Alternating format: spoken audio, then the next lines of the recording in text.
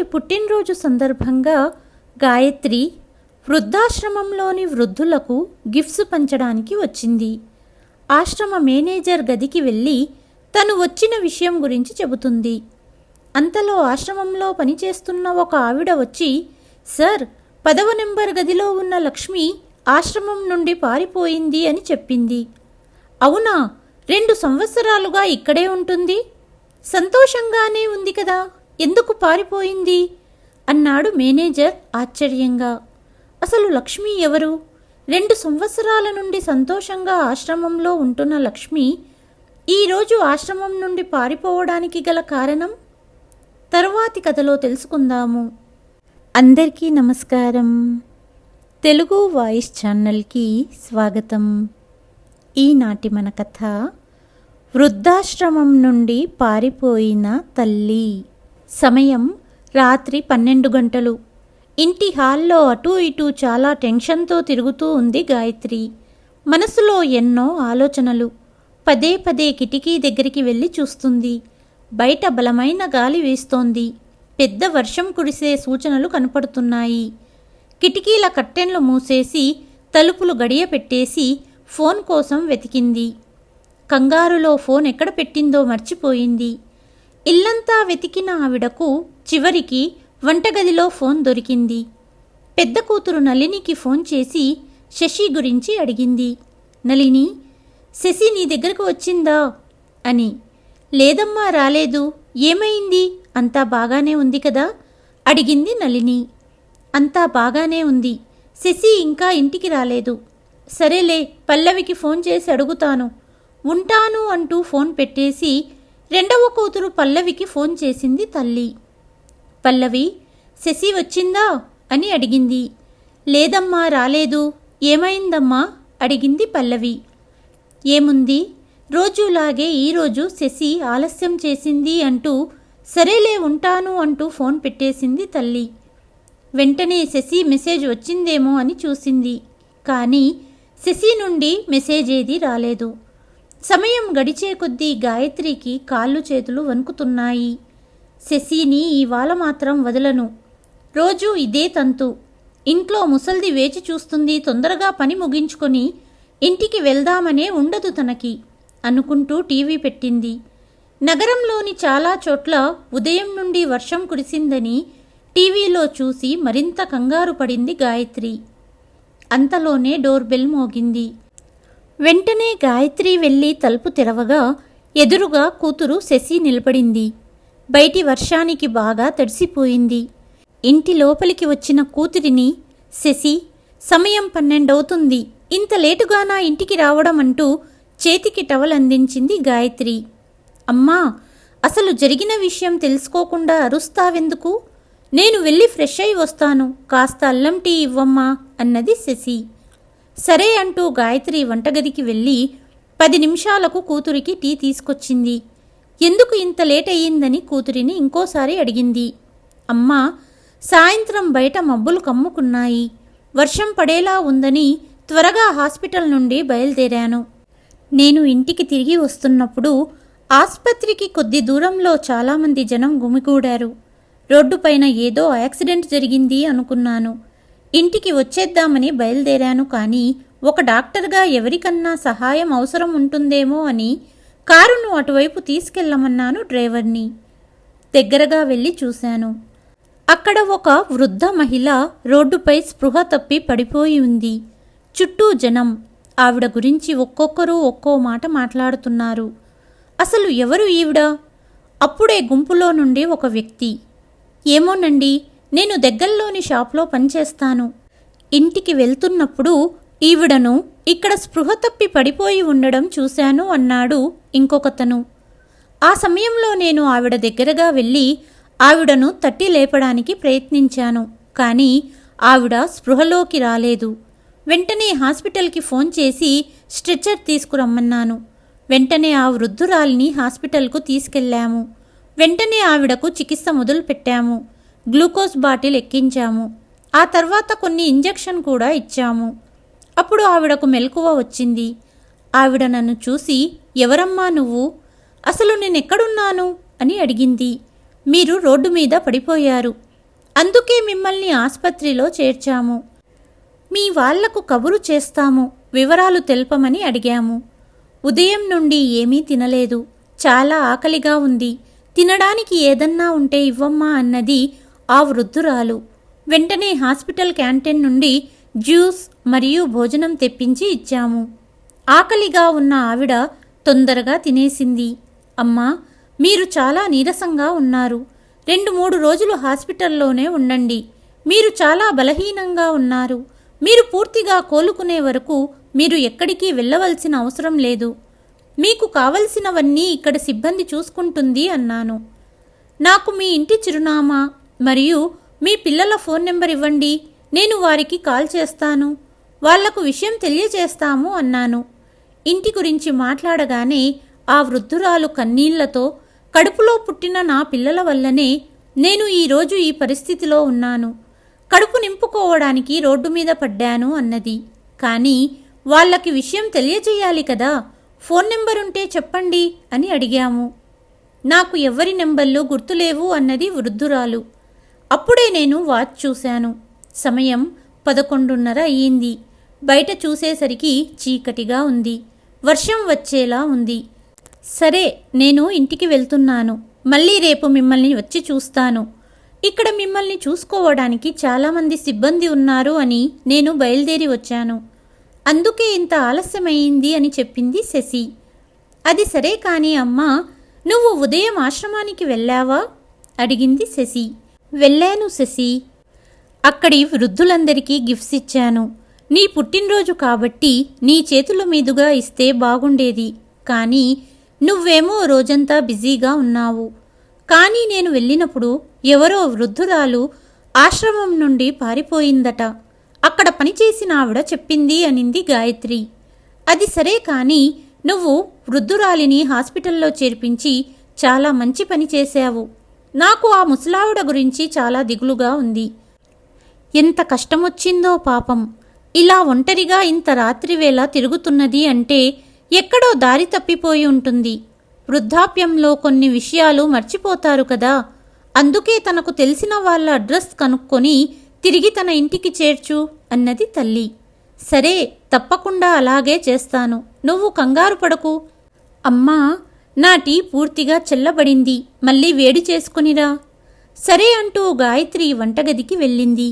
అప్పుడే గాయత్రి పెద్ద కూతురు, రెండవ కూతురు కలిసి కాన్ఫరెన్స్ కాల్ చేశారు. అమ్మా, శశి ఇంటికొచ్చిందా అని అడిగారు. అవును, శశి వచ్చింది, తన కోసమే టీ వేడి చేస్తున్నాను. ఎంత టెన్షన్ పడ్డావమ్మా, దాదాపు 6 సార్లు ఫోన్ చేశావు అన్నారు ఇద్దరు. శశికి ఫోన్ ఇస్తాను, మాట్లాడమనింది తల్లి. హలో అక్క, ఇంటికి వచ్చేశాను. శశి, ఇంట్లో అమ్మ నీ గురించి కంగారు పడుతుందని తెలుసు కదా, సమయానికి ఇంటికి వస్తూ ఉండు. సరే అంటూ శశి ఫోన్ పెట్టేసింది. కాసేపటికి తల్లి కూతుళ్ళిద్దరూ పడుకోవడానికి వెళ్ళారు.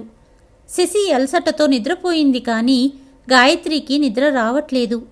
ఎదురుగా ఉన్న భర్త ఫోటోను చూస్తూ అమ్మాయి కాస్త లేటుగా వచ్చిందని ఎంత భయపడ్డాను, 3 అమ్మాయిల బాధ్యత నా మీద వేసి వెళ్ళిపోయారు అంటూ భర్తను గుర్తు చేసుకుంది. అమ్మా, నేను వెళ్ళి తమ్ముడితో ఆడుకుంటానమ్మా. వద్దమ్మా, అమ్మాయిలంటే ఇంట్లో తల్లికి సహాయం చెయ్యాలి, బయటికెళ్ళకూడదు అంటూ ఎప్పుడూ తల్లి తండ్రి గాయత్రిని ఇంటి గుమ్మం దాటనిచ్చేవారు కాదు. అలాగే తన చిన్నతనం తల్లికి సహాయం చేస్తూ తల్లి వద్ద కుట్టుపని నేర్చుకుంటూ ఇంట్లోనే ఉండేది. అప్పుడప్పుడు ఇంటి గడప దగ్గర నిలబడి బయట తమ్ముడు తన స్నేహితులతో ఆడుకోవడం చూస్తూ గడిపేది. అలాగే తన చిన్నతనమంతా గడిచిపోయింది. గాయత్రి 17వ ఏట పెళ్లి చేశారు. ఆమె భర్త మురళి ఎలక్ట్రిసిటీ డిపార్ట్మెంట్లో పనిచేస్తున్నాడు. ఇంట్లో అత్తామామలు, మురళి 2 అన్నయ్యలు ఉన్నారు. అందరూ కలిసే ఉంటారు. ఉమ్మడి కుటుంబమనే చెప్పాలి. గాయత్రి అత్తామామల కుటుంబంలో కాలు పెట్టిన 3వ కోడలు. అందరికీ ఒకే వంటగది. అప్పటిదాకా కేవలం తల్లి, తండ్రి, తమ్ముడితో కలిసి ఉన్న గాయత్రి సడన్గా ఇంతమందితో సర్దుకుపోవడానికి ప్రయత్నించేది. ఇంటి పెత్తనమంతా అత్తగారిదే. 3 తోడికోడళ్లలో ఆమె చిన్న కోడలు మరియు పేద కుటుంబం నుంచి వచ్చింది. మిగతా ఇద్దరు కోడళ్ళు చాలా ధనిక కుటుంబాలకు చెందినవారు. ఈ విషయమై అత్తగారు గాయత్రిని ఎప్పుడూ దెబ్బి పొడిచేవారు. ఇది నిరుపేద కుటుంబం నుంచి వచ్చింది, దీని తల్లిదండ్రులు బికారులు అని, కట్నం లేకుండా 2 జతల బట్టలతో ఇంటికి వచ్చిందని తిట్టినప్పుడల్లా తక్కిన ఇద్దరు కోడళ్ళు అత్తగారికి వత్తాసు పలికేవారు. ఆపై ముగ్గురూ కలిసి గాయత్రి పుట్టింటి వారిని నోటికి వచ్చినట్టు తిట్టేవాళ్ళు. పండుగ సమయాల్లో ఇద్దరు కోడళ్ల తల్లిదండ్రుల ఇంటి నుంచి చాలా వస్తువులు వచ్చేవి. అయితే గాయత్రి తల్లిదండ్రుల ఇంటి నుంచి ఎటువంటి బహుమతులు వచ్చేవి కావు. ఈ విషయంలో కూడా కోడలిని సాధించేది అత్తగారు. ఎప్పుడూ ఇంతమందికి వంట చేయని గాయత్రి మొదట్లో చాలా ఇబ్బంది పడేది. కావాలనే గాయత్రి వంట చేయట్లేదు అనుకునేది అత్తగారు. అందుకే గాయత్రి అంటే అత్తయ్యకు కోపంగా ఉండేది. 2 సంవత్సరాలకు గాయత్రికి కూతురు పుట్టింది. కోడలికి కూతురు పుట్టిందని అత్తగారు చూడడానికి హాస్పిటల్ కూడా రాలేదు. 5 రోజులకి ఇంటికి వచ్చిన గాయత్రిని చాలా మాటలన్నది అత్తగారు. ఎందుకంటే మొదటి ఇద్దరు కోడళ్లకు చెరో 2 అబ్బాయిలు, ఎవరికీ అమ్మాయిలు లేరు. అందుకే అత్తగారు గాయత్రిని కొడుకులు ఇంటి పేరుని నిలబడతారు, కానీ కూతుళ్ళు ఎప్పటికీ పరాయి ఇంటికి వెళ్ళవలసిందే. ఇప్పటిదాకా మన ఇంట్లో ఎవరికీ అమ్మాయి పుట్టలేదు, కానీ నువ్వు కూతురికి జన్మనిచ్చావు అంటూ గాయత్రిని అనరాని మాటలనింది. గాయత్రి కూతురిని చెరదీసేది కాదు అత్తగారు, ఇంట్లో ఉన్న మనవళ్లను ఎప్పుడూ లాలించేది. గాయత్రి ఇది చూసి చాలా బాధపడేది, కానీ ఏమీ మాట్లాడేది కాదు. పెళ్ళైన 3వ సంవత్సరం గాయత్రి మళ్ళీ కడుపుతో ఉందని తెలిసి సంతోషించింది. కానీ ఈసారి కూడా అమ్మాయి పుడితే అత్తయ్య ఏమంటుందో అనుకొని భయపడుతూనే ఉంది. రోజులు గడుస్తూ ఉన్నాయి. గాయత్రికి మళ్ళీ అమ్మాయే పుట్టింది. ఇక అత్తగారి కోపాన్ని భరించలేకపోయింది గాయత్రి. ఈ ఇంటికి దరిద్రంగా దాపరించావు, అసలు ఎవ్వరికీ పుట్టని ఆడపిల్లలు నీకే ఎందుకు పుడుతున్నారు అంటూ కోడలిని అనుమానించేది. పుట్టింటి వారి ఆదరణ లేదు. భర్త తల్లి ముందు ఏమీ మాట్లాడడు. గాయత్రికి మౌనంగా ఉండటం తప్ప వేరే దారి లేదు. 2వసారి కూతురు పుట్టినప్పటి నుంచి ఇంట్లో అత్తగారు గాయత్రితో మాట్లాడడం మానేసింది. గాయత్రి చేత్తో టీ కూడా తీసుకునేది కాదు. రోజులు గడుస్తూ సంవత్సరం గడిచిపోయింది. గాయత్రి మళ్ళీ కడుపుతో ఉంది. కానీ అత్తగారు మురళికి 2వ పెళ్లి చేయాలని నిర్ణయించారు. ఉదయం పనికి వెళ్తున్న కొడుకును ఆపి, మురళి, అమ్మాయిని చూశాను, 2వ పెళ్లి చేసుకో అనింది తల్లి. కానీ మురళి అందుకు ఒప్పుకోలేదు. అయితే సరే, 3వసారి కూడా అమ్మాయే పుట్టిందంటే గాయత్రి తన 3 కూతుళ్లతో ఇల్లు వదిలి వెళ్ళిపోవలసి వస్తుంది అన్నది అత్తగారు. పక్కనే నిలబడి ఉన్న గాయత్రితో, కూతురు పుడితే నీకు ఈ ఇంట్లో ఉండే హక్కు లేదు, కొడుకు పుడితేనే తిరిగి ఇంటికి రా అన్నది. అత్తయ్య, నా చేతిలో ఏముంది, అంతా భగవంతుడి దయ అన్నది గాయత్రి. అదంతా నాకు సంబంధం లేదు. వృద్ధాప్యంలో కొడుకులు తల్లి తండ్రిని చూసుకుంటారు, కూతుళ్ళు పరాయివారే ఎప్పటికైనా. మురళి వృద్ధాప్యంలో కూడా కొడుకు అండగా నిలవాలి కాబట్టి నువ్వు 3వసారి కొడుకుతోనే ఇంటికి రా, లేదంటే అని అక్కడి నుండి వెళ్ళిపోయింది. కడుపులో బిడ్డతో భయపడుతూనే కాలం గడిపింది గాయత్రి. చివరికి డెలివరీ డేట్ దగ్గర పడింది. మరుసటి రోజే డెలివరీ కావటంతో పాపం ఆ రోజు నిద్ర పట్టలేదు గాయత్రికి. మరుసటి ఉదయం భర్తతో కలిసి హాస్పిటల్ వెళ్ళింది. డెలివరీ అయ్యాక డాక్టర్ బయటికి వచ్చి, కంగ్రాట్స్, అమ్మాయి పుట్టింది, కానీ అమ్మాయికి పోలియో వల్ల వికలాంగురాలిగా పుట్టింది అని చెప్పింది. అసలే ఆడపిల్ల, అదీ కాక వికలాంగురాలిగా పుట్టింది. ఇక అమ్మ ఏమంటుందో అని డాక్టర్ నోటి నుండి ఈ మాట విన్న మురళి తల పట్టు కూర్చున్నాడు. 3 రోజులకు డిశ్చార్జ్ అయ్యి ఇంటికి వెళ్ళింది గాయత్రి. గడప లోపల కాలు పెట్టకు, అసలే ఆడపిల్లలు, పైగా ఈ 3వది అవిటిది, ముగ్గురిని తీసుకుని నా ఇంటి నుండి వెళ్ళిపో అంటూ గాయత్రి బట్టల బ్యాగ్ బయటికి వేసింది అత్తగారు. అత్తయ్య, నా చేతుల్లో ఏముంది, 3 చిన్నపిల్లలతో ఎక్కడికని వెళ్తాను అంటున్న కోడలి మాటలు పట్టించుకోకుండా, మురళి, నువ్వు లోపలికి రా అంటూ కొడుకు చెయ్యి పట్టుకొని ఇంటి లోపలికి తీసుకెళ్ళింది తల్లి. నా కొడుకుకు మళ్ళీ పెళ్లి చేస్తాను, ఇక నువ్వు ఈ ఇంటిలో కాలు పెట్టకు అనింది అత్తగారు. తల్లి వైఖరిని చూసి, అమ్మా, గాయత్రిని ఇంటి నుండి బయటికి పంపిస్తే నేను కూడా తనతో పాటు ఇంటి నుండి బయటికి వెళ్తాను. నా భార్య పట్ల, నా పిల్లల పట్ల నాకు కూడా కొంత బాధ్యత ఉంది. నేను వీళ్లను ఇలా వదిలేయలేను. 3 పిల్లలతో ఎక్కడికెళ్తుంది తను అంటూ తన తల్లి చేతిని విడిపించుకుని భార్య దగ్గరకు వచ్చాడు మురళి. తల్లి ఆపడానికి ఎంత ప్రయత్నించినా ఆగలేదు మురళి. సిటీలో ఒక చిన్న రూమ్ అద్దెకు తీసుకున్నాడు మురళి. భార్యా పిల్లలతో సంతోషంగా కాలాన్ని గడిపేవాడు. 3వ కూతురి చికిత్స కోసం చాలామంది డాక్టర్ల వద్దకు తీసుకెళ్లారు, కానీ ప్రయోజనం లేదు. రోజులు గడుస్తున్నాయి, కానీ గాయత్రి తన విధిలో ఇంకా కొన్ని పరీక్షలను ఎదుర్కోవలసి వచ్చింది. ఒకరోజు ఉద్యోగానికి వెళ్లిన మురళి గుండెపోటుతో ఈ లోకాన్ని విడిచిపెట్టి వెళ్ళిపోయాడు. భర్త మరణవార్త విని గాయత్రి ప్రపంచం ఆగిపోయినట్లనిపించింది. ఒకవైపు అత్తగారింటి వాళ్ళు ఇంటి నుండి గెంటేశారు. తోడుంటాడనుకున్న భర్త తిరిగి రాని లోకాలకు వెళ్ళిపోయాడు. ఇక 3 చిన్న పిల్లలతో ఎక్కడికి వెళ్ళను, దిక్కెవరు అనుకుంటూ కొద్ది రోజులు ఒంటరిగా ఏడుస్తూ ఉంది. కానీ తన 3 పిల్లలను చూసుకున్నప్పుడు పిల్లల కోసమైనా ఒకరి తోడు కావాలనుకుని ధైర్యం కూడగట్టుకుని అత్తగారింటికి వెళ్ళింది. అత్తమామల దగ్గరికి వచ్చి, అత్తయ్య, 3 పిల్లలతో ఎక్కడికి వెళ్ళగలను, నన్ను ఇంట్లో ఉండనివ్వండి అని అడిగింది. అనరాని మాటలని అత్తగారు గాయత్రిని అవమానించారు. నా ఇంటికి పట్టిన దరిద్రానివి నువ్వు. 3 ఆడపిల్లలకు జన్మనిచ్చావు. నా కొడుకుని మింగావు. నిన్ను ఈ ఇంటి లోపలికి రానివ్వను. నా ఇంటి నుండి వెళ్ళిపో. ఈ ఇంట్లో ఉండడానికి నీకు హక్కు లేదు అంటూ గాయత్రి ముఖంపై తలుపు మూసింది అత్తగారు. చిమ్మ చీకటిలో రోడ్డు మీద నిలబడ్డ గాయత్రికి కన్నీళ్లు ఆగడం లేదు. కళ్ళ ముందు చీకట్లు కమ్ముకుంటున్నాయి. ఇప్పుడేం చెయ్యాలి, ఎక్కడికి వెళ్ళాలి అనుకుంటూ ఇంతకు ముందు తను నివసించే ఇంటికే తిరిగి వచ్చింది. ఎవ్వరూ తనను ఆదుకోలేదు. వారం గడిచింది. ఉన్న దాంట్లో రోజూ పిల్లల కడుపు నింపేది, కానీ ఏడుస్తూ కూర్చునేది. ఇంట్లో ఉన్న సరుకులు అయిపోవచ్చాయి. ఎన్ని రోజులు ఇలా అనుకుంటూ పిల్లల కోసమైనా బ్రతకాలనే ధైర్యం తెచ్చుకుంది. పిల్లల కడుపు నింపడానికి ఏదైనా పని చెయ్యాలి అనుకుంటూ చుట్టుపక్కల ఇళ్లల్లో పనులు వెతకడానికి వెళ్ళింది. ఇళ్లల్లో పనులు చేసేది. ఇల్లు తుడవడం, బట్టలు ఉతకడం, సామాన్లు కడగడం వంటి పనులు చేస్తూ కొద్ది మొత్తాన్ని సంపాదించి పిల్లల కడుపు నింపేది.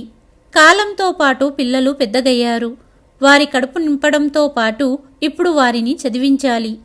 తను ఎలాగూ చిన్నప్పుడు చదువుకోలేదు. తన పిల్లల్ని చదివించాలనుకుంది గాయత్రి. కూతుళ్లను చదివించి సమాజంలో కొడుకుల కంటే కూతుళ్ళు తక్కువ కాదని నిరూపించాలనుకుంది. పిల్లల చదువు కోసం డబ్బు కావాలి కాబట్టి ఏదన్నా పని చెయ్యాలి అని చిన్నప్పుడు తల్లి వద్ద నేర్చుకున్న కుట్టు పని మళ్ళీ మొదలుపెట్టింది. పగలు ఇళ్లల్లో పనులు చేసేది, రాత్రిళ్ళు కుట్టుపని చేసేది. 3 అమ్మాయిలు చాలా బాగా చదివేవారు. గాయత్రి కొత్త కొత్త డిజైన్లలో ఆడవారికి కావలసిన బట్టలు కుట్టేది. చాలా కొద్ది రోజుల్లోనే గాయత్రి పేరు చాలామందికి తెలిసిపోయింది. ఒక చిన్న షాప్ కూడా తెరిచింది. కష్టపడి బాగా సంపాదించడం మొదలుపెట్టింది. 3 అమ్మాయిలను పెద్ద చదువులు చదివించింది. మొదటి అమ్మాయికి గవర్నమెంట్ టీచర్ ఉద్యోగం వచ్చింది. 2వ అమ్మాయి బ్యాంకు ఉద్యోగం సాధించింది. 2 కూతుళ్లకు మంచి సంబంధాలు చూసి పెళ్లి చేసింది గాయత్రి. ఇక మిగిలింది 3వ కూతురు శశి. కానీ చిన్న కూతురు పోలియో వల్ల వికలాంగురాలు కావటం చేత తనను ఎవరు పెళ్లి చేసుకుంటారని గాయత్రి భయపడేది. ఈ విషయంతో గాయత్రి చాలా బాధపడేది. తల్లి బాధను గమనించిన శశి, అమ్మా, ఇప్పుడు నేను ఇంటర్ చదువుతున్నాను, నన్ను డాక్టర్ చదవనివ్వు, నా పెళ్లి గురించి బాధపడకు అని ధైర్యాన్ని చెప్పింది. శశి బాగా చదవటం వల్ల మెడిసిన్ ఎంట్రెన్స్లో తనకు మంచి ర్యాంక్ వచ్చింది. కాలేజీలో ఇచ్చే స్కాలర్షిప్తో ప్రిన్సిపల్ ఫీజు లేకుండానే తనకి అడ్మిషన్ ఇచ్చారు. శశి మనసు పెట్టి చదవటం వల్ల తను ఒక మంచి డాక్టర్ అయ్యింది. ఉదయం అయ్యింది. అమ్మా, అమ్మా అంటూ గతపు ఆలోచనల్లోకి వెళ్ళిన తల్లిని పిలిచింది శశి. రాత్రంతా నిద్రపోలేదా అమ్మా అని అడిగింది.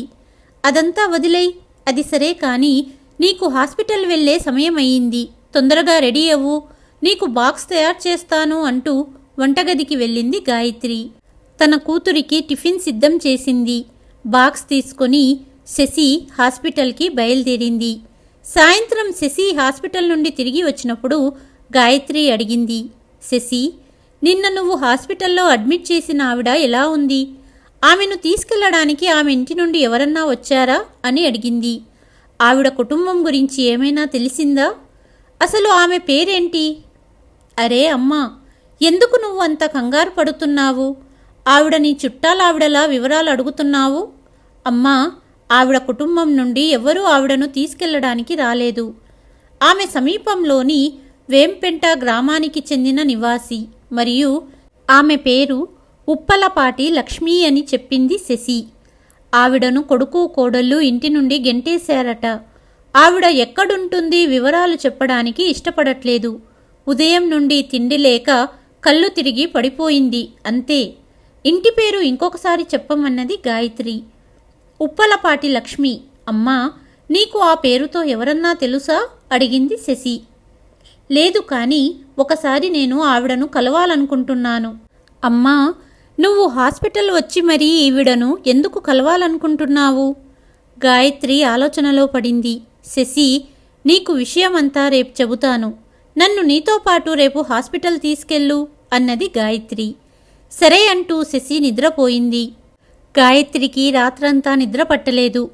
ఆవిడ ఎవరి గురించైతే మనసులో అనుకుంటుందో అదే నిజమవుతే? కాదు కాదు, అయి ఉండదు. ఎందుకంటే అదొక ఉమ్మడి కుటుంబం.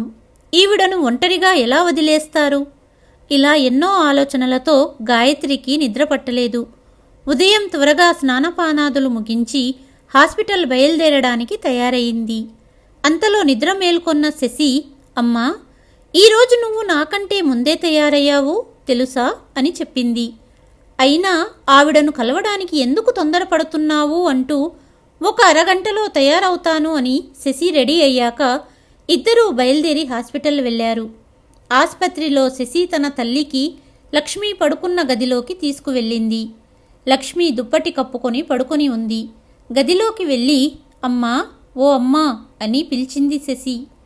చూడు, మా అమ్మను నిన్ను కలవడానికి తీసుకొచ్చాను అన్నది.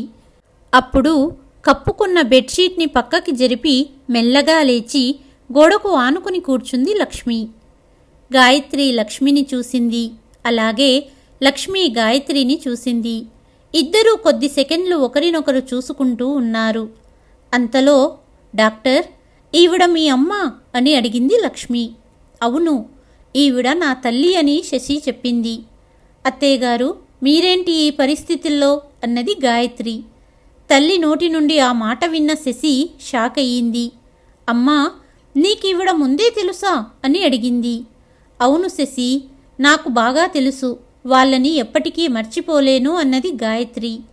కోడలి మాటలో గంభీరత్వం ద్వారా తెలిసిపోతుంది కోడలు ఇంకా అత్తగారిపై కోపంగా ఉందని.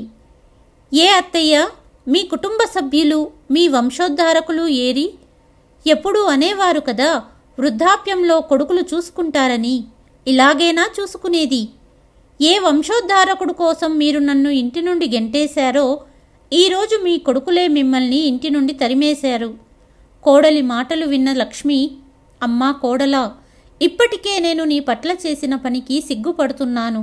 నేను చాలా పెద్ద తప్పు చేశాను.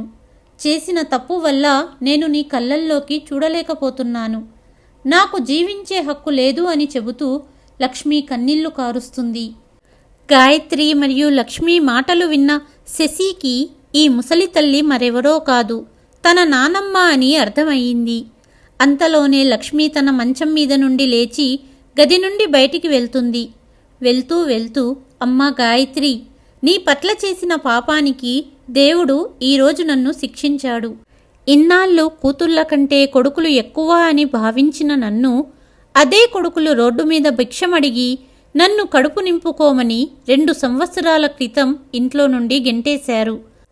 చనిపోయే ధైర్యం లేక వృద్ధాశ్రమంలో చేరాను. నువ్వు మొన్న వచ్చినప్పుడు నిన్ను ఆశ్రమంలో చూశాను. అక్కడ పనిచేస్తున్న అమ్మాయిని వివరాలు అడిగాను. నువ్వు గిఫ్ట్స్ పంచడానికి వచ్చావని, అందరినీ కలవబోతున్నావని తెలిసి నీ ముందుకు రావాలంటే సిగ్గుగా అనిపించింది. అందుకే ఆశ్రమం నుండి పారిపోయాను. రోడ్డు మీద పడిపోయిన నన్ను నీ కూతురే కాపాడింది. నీ 3 కూతుళ్లను చులకనగా చూశాను. ఈరోజు నువ్వు ఆ కూతుళ్ల వలన సమాజంలో చాలా గౌరవంగా బ్రతుకుతున్నావు. కూతుళ్ళు కొడుకుల కంటే తక్కువ కాదు అని నిరూపించావు. నేను చేసిన పాపానికి భగవంతుడు శిక్షగా నన్ను రోడ్డు మీద భిక్షమెత్తుకునే స్థాయికి దిగజార్చాడు. అదే నాకు సరైన శిక్ష అంటూ బయటకు వెళ్ళబోయింది లక్ష్మి. కానీ గాయత్రి తన అత్తగారి చెయ్యి పట్టుకొని, లేదత్తయ్యా, మీరు ఎక్కడికి వెళ్ళనవసరం లేదు. మీ కొడుకులు మిమ్మల్ని ఇంటి నుండి గెంటేశారు, కానీ మీ కూతురు ఇప్పటికీ ఎప్పటికీ మిమ్మల్ని గౌరవిస్తుంది. మీకోసం నా ఇంటి తలుపులు ఎప్పుడూ తెరిచే ఉంటాయి అంటూ అత్తయ్యను తనతో పాటు ఇంటికి రమ్మనింది. అప్పుడే అదే హాస్పిటల్లో శశిని వెతుక్కుంటూ వచ్చాడు hospital director. Good morning sir. Sir, మా అమ్మగారు అని పరిచయం చేసింది శశి. అమ్మా, నేనే మిమ్మల్ని కలవాలనుకుంటున్నాను అన్నారు డైరెక్టర్ గారు. ఎందుకు అన్నట్టు ఆశ్చర్యంగా చూసింది గాయత్రి. మా అబ్బాయి అనిరుద్, మీ అమ్మాయి శశి మంచి స్నేహితులు. మా అబ్బాయి మీ అమ్మాయిని ఇష్టపడుతున్నాడు. ఇద్దరి పెళ్లి గురించి మాట్లాడదామని మీ ఇంటికి రావాలనుకున్నాను అన్నారు డైరెక్టర్. శశి కాలు గురించి అనబోతున్న గాయత్రిని మాట్లాడనివ్వకుండా, నాకన్నీ తెలుసమ్మా, వీళ్ళ ప్రేమ ముందు అమ్మాయి అవిటితనం అవిటిదయ్యి భవిష్యత్తు నడకను ఆపలేకపోయింది అన్నారు హాస్పిటల్ డైరెక్టర్. గాయత్రి శశి వైపు చూసింది. చిరునవ్వుతో తల వంచుకుంది శశి. సాయంత్రం మీ ఇంటికొస్తాము, మిగిలిన విషయాలు మాట్లాడుకుందామని వెళ్ళిపోయారు డైరెక్టర్ గారు. నానమ్మ, దగ్గరుండి నా పెళ్లి నువ్వే చెయ్యాలి అంటున్న శశిని చూస్తూ ఆనంద భాష్పాలు కార్చారు గాయత్రి, లక్ష్మి. సమాజంలో జరిగిన కొన్ని ఇన్సిడెంట్ ఆధారంగా కథను రాయడం జరిగింది. కథ కనుక నచ్చినట్లయితే తప్పకుండా కామెంట్ చేయండి. ఈ కథ కనుక మీకు నచ్చినట్లయితే please like, share and subscribe to Telugu voice. మరి ఒక కథతో మళ్ళీ మీ ముందుకు వస్తాను. అంతవరకు సెలవు.